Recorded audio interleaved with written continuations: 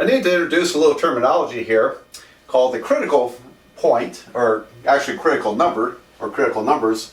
A critical number is where either the derivative of a function equals to 0, or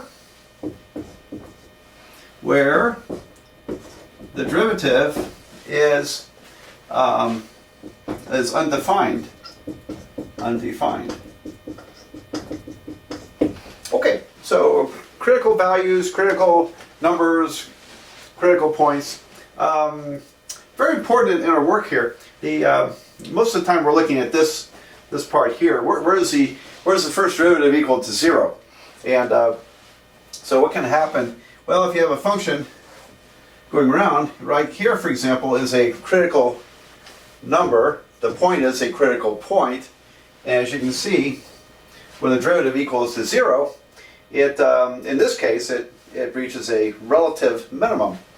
Same over here, except it's a relative maximum.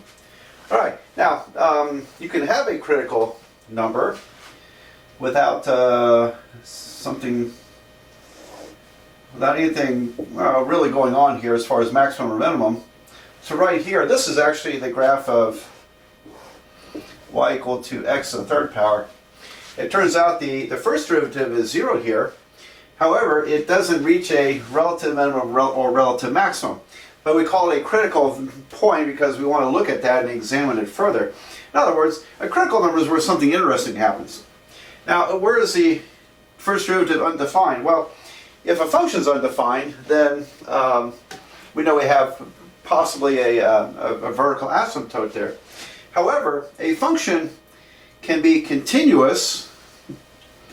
In other words, no breaks in it. It could be continuous. However, the first derivative is possible to not be continuous. And so I want to give you an example of this. This graph here reminds me of those, I don't know, starving artists. Sometimes once in a while I see one, once in a great while I'll see one on a roadside selling his paintings, and when they do seascapes, they do seagulls like this off in the distance. Anyway, so I call it the seagull function. This is y equals to, or f of x equals to x to the 2/3. In other words, it's the square of the cube root function. And now it's a continuous function. There's no breaks in it. It is defined everywhere. However, if you take the derivative, all right, so y equals to x to the 2/3, the derivative is 2/3 x to the minus 1/3, which would also be 2/3 cube root of x. So you can see that it's undefined when x equals 0.